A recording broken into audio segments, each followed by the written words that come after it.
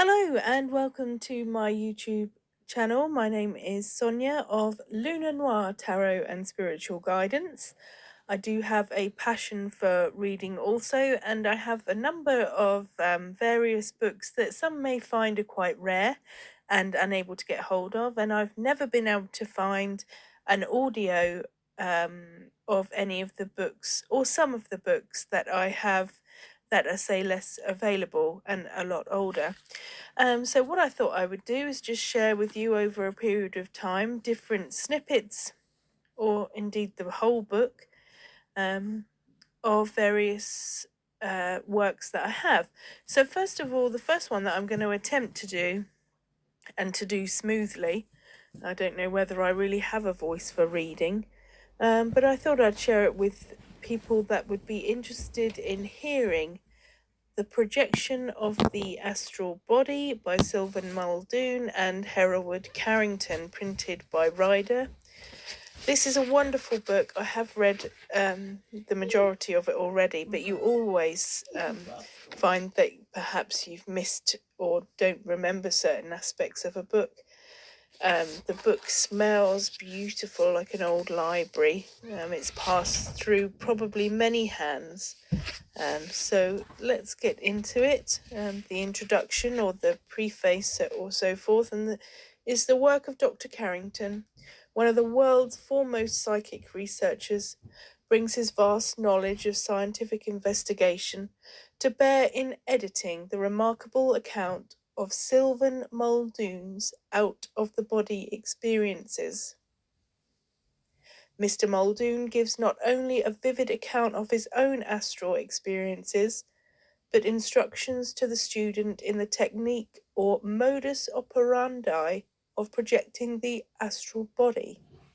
He makes no attempt to prove to the skeptic the truth of the phenomena. In his own words, "I stand on a clear-cut issue. I say, experience it. The proof of the pudding is in the eating. You want proof, and I say you can have it, but you must experience it. You want to know how to experience it, and I tell you how to go about it. I can do no more." A welcome reprint of a book which has for years been regarded as one of the psychic collector's most valuable and informative volumes. As purchased by the Manchester Evening News, Two Worlds, easily the best work on the subject. And it really does smell lovely. Now, as you get into the book, there's lots of different, there's a few different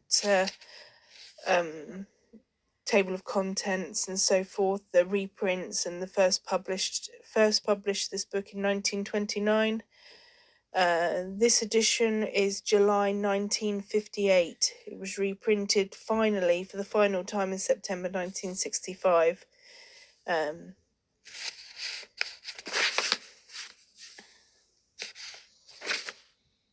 Okay, I'll give you a rundown of each individual chapter.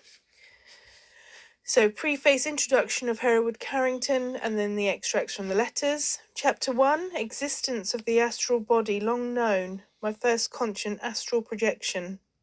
Chapter 2, astral catalepsy, types of projection, astral somnambulism, conscious interruptions during astral somnambulism, distant point projection, the phantom's three moving speeds, morbidity, an incentive to projection, instantaneous astral extradization, an ephemeral conscious projection experience. Instantaneous projection is not uncommon. Collision may cause astral exteriorization, a projection caused by a misstep, the fundamental law of astral projection. Intentional and unintentional projection both result from the same causes. Meaning of physical incapacity. Where and what is conscious mind? The hypnagogic state, neurosis and sleep, sensation and emotion, and different stages of exteriorization. Chapter 3, route the phantom travels in projection. Some symptoms of astral exteriorization: the astral cable, cord activity, range, interiorization caused by a noise, repercussion of the astral body.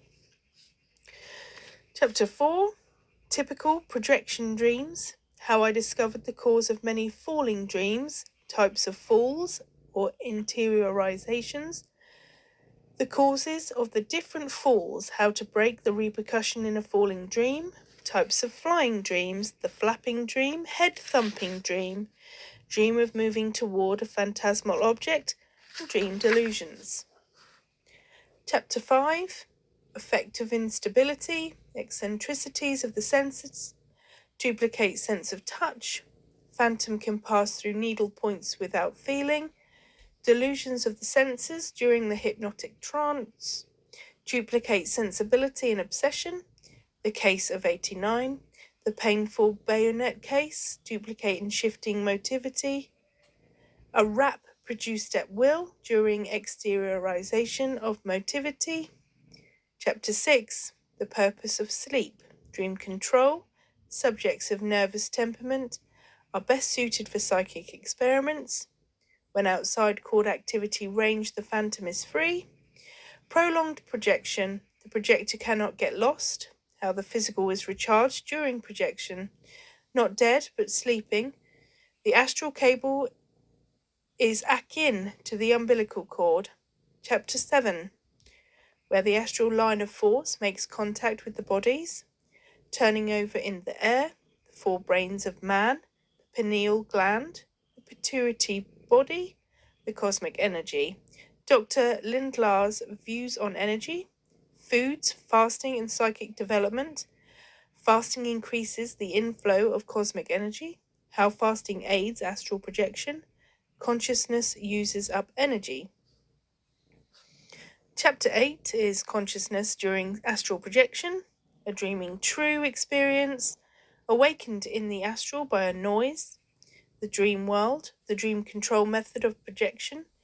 The proper dream will always project the phantom, summary of the dream controlled method, and bringing consciousness to the dream body. Chapter 9, the factors which stimulate the subconscious will to action, how I discovered the desire is an activating factor, the action of the unconscious phantom is governed by the stress, sexual desire is a negative factor, phantom projects more easily to a familiar place, projecting from an unfamiliar to a familiar place, phantoms of the dead are often dominated by the stress of desire or habits. The unconscious phantom sometimes moves material objects, a haunter under the stress of a desirable habit, an early morning haunter, the factor innovation. Excuse me. Chapter 10, determining the proper stress to use in developing incapacity, the fundamental difference between astral projection and physical somnambulism.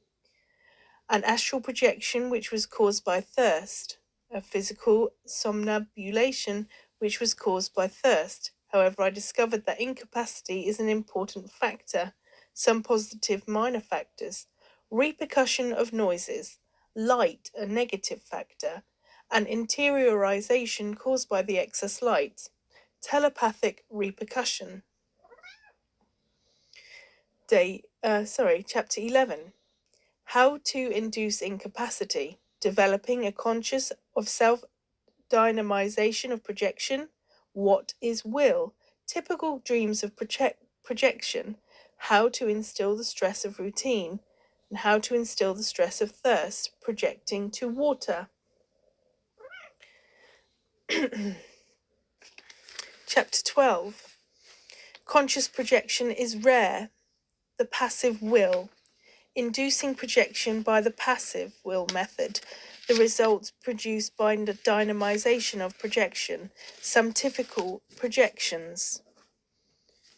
Chapter 13, the crypto-conscious mind, crypto-conscious manifestations often credited to phantoms of the dead, the various ways in which the mind functions, a superconscious projection, automatic projection, horrible experience. Why victims of death reenact their death in the astral body. The true case of Irene.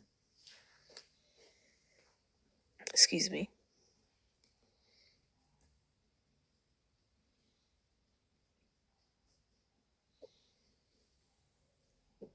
Chapter 14. The Crypto-Conscious Mind and Telekinesis.